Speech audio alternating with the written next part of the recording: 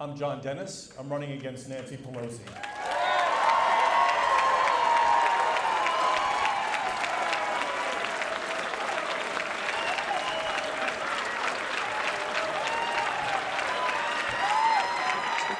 We have the most beautiful state and one of the most beautiful places in the world, and people are leaving. I'm gonna catch you when all the cameras aren't around, and I'm gonna you up. I'm tired. He's the chairman of the San Francisco GOP, and he's running against House Speaker Nancy Pelosi. Step back, everyone.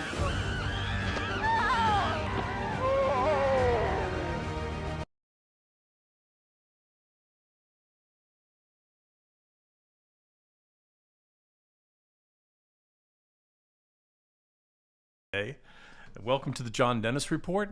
John Dennis here. Thanks for joining me. I am very excited. We're finally moving into spring here in San Francisco, and it is it's been kind of nice out, a little cooler in the mornings than I'd care for, and actually in general it's a little cooler than it normally is, but hey, we're moving in the right direction, and I hope things are nice in your part of the country or your part of the world for that matter. We're going to have a brief, short show today. Let me get this mic right. Maybe that'll work. There we go. Because I've got kind of a busy schedule, but I am happy to announce that we are going to be creating more content, little clips, little short clips here and there. So you're going to get quite a bit more content out of us in the coming weeks in the worst case scenario, as well as our Monday, Tuesday, and Thursday schedule. I will say that this Thursday we won't be live. We will be recording something just prior to the to our normal time, and we'll just put it out at the same time as we normally do the streaming. So if you're following us there, please continue to do so. All right, so a lot going on here. I mean, you know, we have a precursor riot. We have a warm-up riot that's happening now in Minneapolis that's driven by BLM. Hey, can you put that that article up and do it picture in picture? Yes, I can. Thanks, Mario. So, all right. So here we are. We have a situation where we have completely ignored the facts, and we have let people get away with running rampant in our streets over things that are not real. And what do I mean by that? Well, what I mean is that we have we certainly have issues with race and racial disparity, and those are important issues and they matter.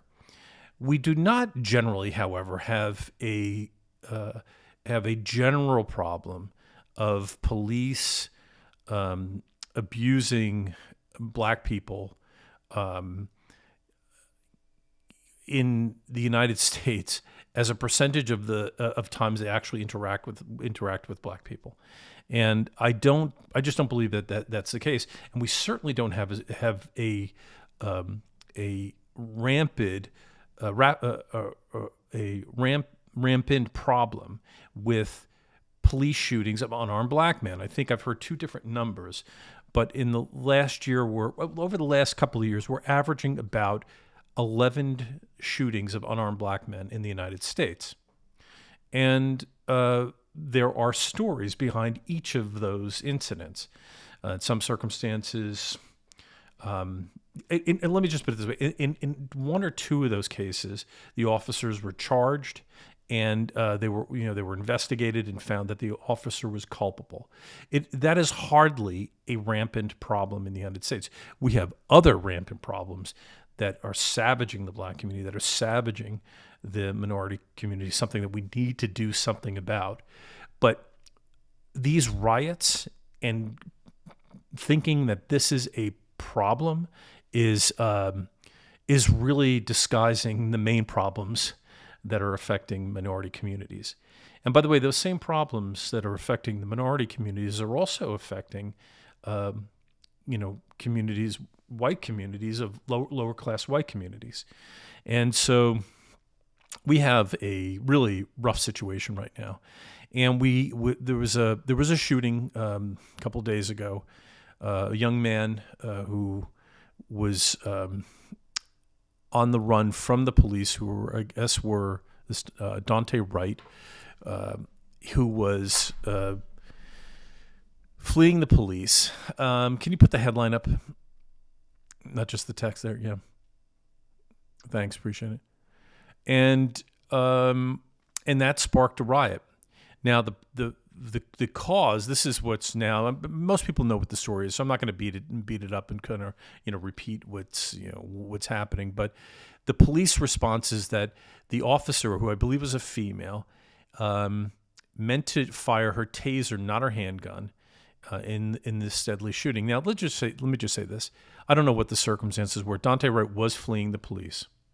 He had an arrest warrant out for him for some illegal firearms charge. There are pictures of him on Facebook, because Facebook is apparently almost exclusively there to show him off holding, wads of cash and consuming drugs. And he was apparently involved in the drug trade in Minnesota. So he was on the wrong side of the law, and that doesn't mean he deserved to die. But the police are saying that the officer meant to fire her taser, not her gun, at Dante Wright. Now, that seems like kind of a flimsy excuse, and I would dismiss it out of hand, because a gun feels very different apparently than a taser. However, in a hot moment like that, this is not the first time this has happened. In the shooting in Oakland by the Oakland police at the BART station in Fruitvale. Well, BART police. I'm sorry, I want to get the names right. Yeah, shooting of Oscar Grant. So, the officer in that instance was also said that he intended to pull his Officer Meserly said that he intended to pull his taser as well, and pulled his gun and fired it. And in fact, the video sort of supports him, because when he shot, he looked back. He was like, what the hell just happened? What did I just do? Like, he wasn't expecting his gun to fire. And so I don't know how they train these people. I would imagine that a taser feels very different in terms of weight, in terms of grip, than a handgun. But your adrenaline's pumping. You're in a crazy situation. Who the heck knows what's going through your head? I remember in that Oakland shooting, the officer was grabbing this young guy, this Oscar Grant, and a bunch of his friends were in the BART screaming at the police, screaming, let him go, screaming him. And listen, I mean, I don't know if you've ever been around a crowd like that. We had one last year when I had that incident with that guy. There was like 40 people screaming, hostily at us. And so, I've been in that situation. I don't know if you have, but I mean, sometimes you don't know everything that's going on, because you're focused on this moment and trying to block out all of this other noise. So in any event, listen, I'm not going to make excuses. They're going to try this situation up here, and it's a terrible thing. However, this is, again, no excuse to let people go rioting. And what we're seeing now is only the beginning, because in Minneapolis, we are going to see the trial conclude of Derek Chauvin, who was the guy who was arresting George Floyd. Now, notice, by the way, I didn't say that he had his knee on George Floyd's neck, because I'm not exactly sure that has been established. The prosecutor showed that his left heel was off the ground, but it doesn't necessarily say that his knee was on his neck. It could have been on his back. And it doesn't show that if his knee was on his neck, that it was blocking his windpipe and was preventing him from breathing. And all of the other evidence that I've seen, the prosecutor's own case indicates that this was this was not a death caused by Derek Chauvin. And so why am I bringing this up? Well, because when that case concludes, and if Derek Chauvin is found not guilty or is convicted on some lesser charge, wait till you see what happens in Minneapolis. And all of it, I'm telling you, that town is going to explode with rage. And two things to note about that. One, they brought it, if that in fact happens, and you can guarantee it's going to happen, will be entirely be the fault of the state of Minnesota and Minneapolis itself for letting that go on. But the other thing to note is, in this article, you can see that 500 National Guard were activated in the Twin Cities on Monday, right? And wait till you see the National Guard. Now, let me show you this. I'm assuming that the National Guard is going to turn out in huge numbers for the upcoming riots in the conclusion of the Derek Chauvin case. And when that happens, you have to ask yourself, why weren't those National Guard activated last year when these riots were happening while Donald Trump was president? So anyway, here it comes, folks. We're going to watch this all unfold, and it's going to get ugly in Minneapolis. Okay, let's move on. Speaking of BLM, I want to move on to the next topic here, which is the con. Just hold on 1 second before you can take this one down, but don't put the new one up, okay? So, look, there is a battle for the soul of America happening right now. And there are people who want to see the United States sort of return to some semblance of a country whose, the ideals upon which the country was founded, which is you are allowed to do whatever you want as long as you're not hurting anybody else and as long as you follow certain minimal rules. That's sort of, what most people how most people want to live. Whenever I think about the states that probably are most in line with what the founders intended for this country, I think of places like Texas and a lesser extent Arizona, maybe a little bit of Florida, places like that where they kind of let you do what you want. Their taxes are way lower, and you can do, like I said, pretty much whatever the heck you want. But the federal government has gotten way, way, way out of control. And then there are those people, and then there are the other people, and the other people just want to control you. They want power. And those are two broad strokes. But some people don't want power, but they want to be led. And they're enablers of the people who want to gain power. And there are others, there are some who are a combination of both in that category, that second category. And there are the grifters who want control and who want to use whatever scam they can use in order to separate you from your power and separate you from your wealth. And that brings me to the founders of BLM. So let's pull up that headline. I wish I could I could pull it up out of Jack Posobik's tweet. Hey, can you post this and move this headline up and then go look for Jack Posobik's tweet? Because he's got the headline from BLM. Actually, let me pull it up and then I'll send it to you. Okay. Sure thing. Yeah. So this is a young lady, one of the founders of Black Lives Matter.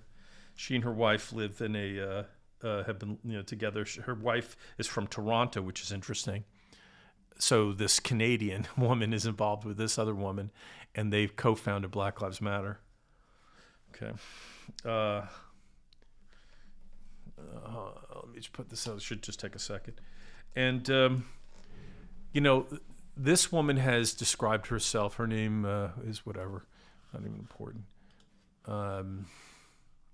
And she has described herself as a trained Marxist. Okay, her name is right here, Patrice Kahn-Kollers, right? So describes herself as a trained Marxist. And in any event, since BLM, no one knows where the money's going. There has been so much money raised. Geez, last year alone, in like a 3-month period, I think they raised like $80 million. It's an astonishing amount of money.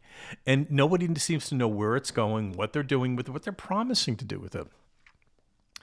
But one thing that we do know is that this woman, can you put that headline back up? Yeah. So is that this woman bought a $1.4 million house in Topanga Canyon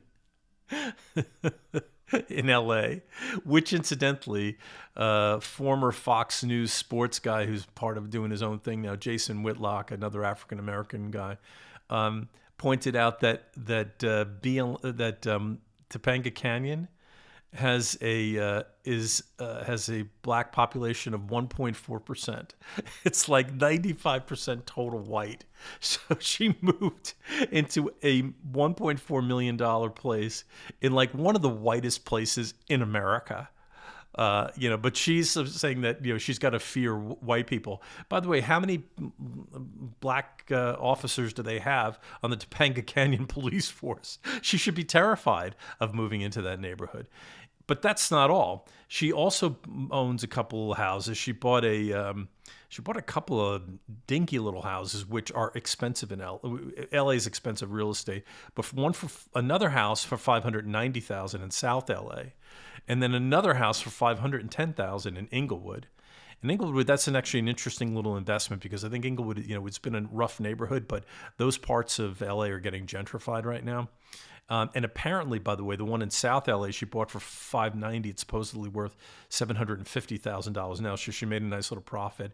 And then she bought this place for $415,000, some ranch and with some property around it in Conyers, Georgia. So all told, she's in for, $3 million in real estate purchases in the last couple of years, presumably in the last year with Black Lives Matter, funds. Now, she's also got some development deals with entertainment companies, apparently. But do you think that she'd been anywhere near any development deals had she not been the co-founder of Black Lives Matter and she wasn't in there shaking them down for deals? So the whole thing is hysterical. The whole thing about a Marxist accumulating all of this property is hysterical. The fact that she is in Topanga Canyon, which has a black population of 1.4% and whose police force is almost certainly entirely white. But she's the founder of Black Lives Matter, which is an organization that's supposedly, fighting because white policemen are abusing black people. The whole scam is exposed. These are the days, by the way, when I thank social media and I thank that there's the internet. There are lots of other days where I curse it because it's not terribly productive and it's just reinforcing people, putting them in their cocoons and allowing them in there to stay away from the challenges of the world. But here we have this hypocrisy exposed. And it is it just goes to show where, what this is really all about. For those of you who are a little bit younger, you may not know. Well, most people know the name of Al Sharpton, but what they don't know is that guys like Al Sharpton and Jesse Jackson were kind of the first shakedown artists in this race area. They'd go to big companies and say, "What are you doing to help the black community? You got to donate to Operation Push, which was Jesse Jackson's organization, or you got to donate to whatever, I forget, Al Sharpton's outfit." And Al Sharpton did some reprehensible stuff. Look up the name Tawana Brawley and see what Al Sharpton did. These were sort of the original shakedown artists, and some new ones have come up in this instance under the banner of Black Lives Matter. So we'll follow up on this story and keep you posted because it is just chock full of brilliance. All right, let's move on to the next story, which is one that didn't get a lot of attention. I just picked this up off of Breitbart.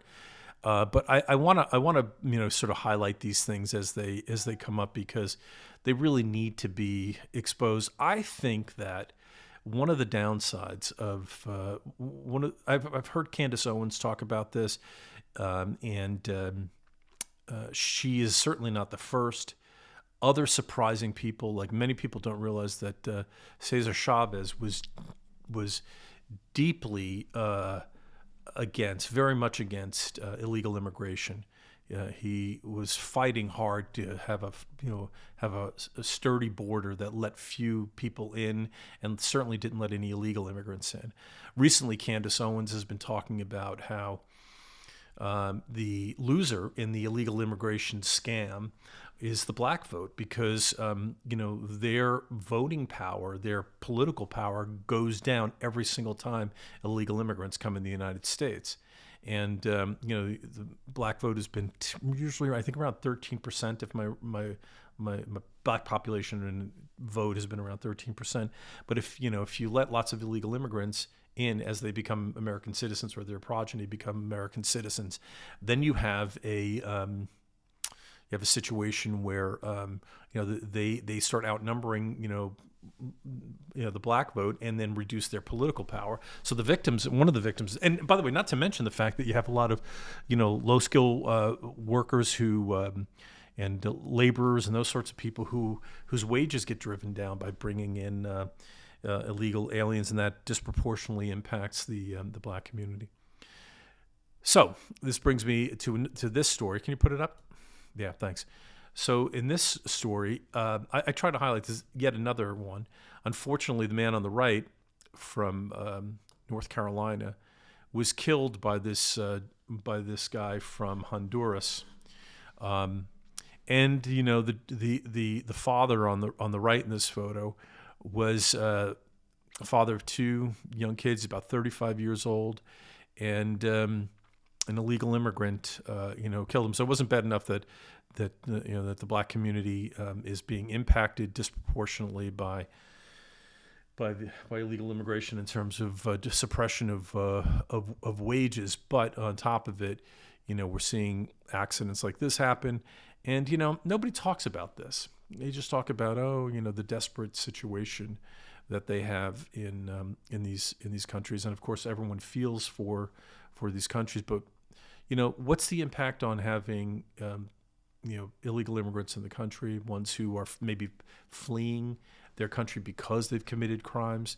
and they know they're likely not going to be held to account for those crimes in their country. Not to say that all of them are, but certainly some substantial percentage, percentage are fleeing to get out of the country because they've done something wrong. And I don't know that's the case of this guy on the left, but he certainly committed a crime here, and it's just it's just a terrible thing. And I have to tell you, if I've said this before on this John Dennis report, that if you're a leader of one of these Central American countries, if you're a leader of Honduras or El Salvador or Guatemala, Nicaragua, one of these places, and I think it was El Salvador, the president of El Salvador did an interview with Tucker Carlson not too long ago where he admitted this. So maybe I'll take him out of the mix. But if you're a leader of one of these countries, you should be ashamed of yourselves. Ashamed of yourselves.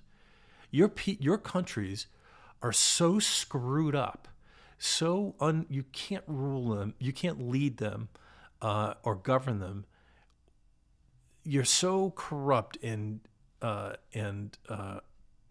weak and bad at what you do that your people have to leave your country because they don't have opportunities. They have to schlep through all of Mexico to get to the American border so they can take on the lowliest tasks in the United States, because that's a better outcome for them than what they face in your disgraceful countries. You should be ashamed of yourselves. Get your acts together in these countries in Central and South America. Don't force your people, your criminals, and your good people, by the way. A lot of good people who are just looking for opportunities, who are ambitious, are also making that trek. Create the formula for creating a moderately successful economy. The blueprint isn't hard to find. It's out there. You have to set up a respect for private property, enforcement of contracts, lack of corruption in political institutions. And that's the tough part, by the way, is the lack of corruption, because they impact the other two. People, if there's corruption in the political institutions, your private property rights are at risk. If there's corruption in the political institutions, you don't know if your contract is going to get resolved fairly, or if the other person is going to have an advantage because they bribed some judge to come to a conclusion on your contract. But whatever the case is, they ought to be ashamed of themselves for letting their countries, for not making any progress. This has been going on for decades now. And I've said this before too. Lots of people go, oh, it's the CIA's fault. They came in, they disrupted us. Bullshit. You took the bribes. The opportunity's there. There are little countries all over the world. Some of the smallest countries in the world are some of the richest. Look at Liechtenstein. Look at Luxembourg. Look at Andorra. Look at these little places, little countries. Singapore. I mean, little tiny countries who came up with the formula that make it so that they are, safe and wealthy, and their people are not fleeing. You don't see Luxembourgians, beating down the border to Belgium or Amsterdam. You don't see Andorrans, racing into Spain or into France. You don't see, Singaporeans swimming over to China, getting on boats and trying to escape there because they had leaders who had at some point or another tried to put the greater good ahead of their own personal interests. So anyway, the formula's out there. You really ought to be ashamed of yourself, and your inability to do this, your incompetence and lack of moral character is leading to a point where guys like this poor soul's 2 kids are going to have to grow up without their father. It's really heartbreaking and a terrible situation. So on that dour note, let's end the John Dennis Report for today. I really appreciate you joining us. It's always a pleasure to have you. And if you wouldn't mind following us on Twitter at Real John Dennis, as well as at Real John Dennis on Instagram, and on Facebook and YouTube, it's the John Dennis Report. And then specifically on YouTube, if you wouldn't mind, please go ahead and hit that subscribe button. It'll give you first dibs on some of this new content that we're creating, shorter clips, but lots more content coming up in the next few days. So you'll get to see it, and you'll see maybe some inside the campaign updates for my run against Nancy Pelosi here in San Francisco. So thanks for joining us today, and we will see you tomorrow.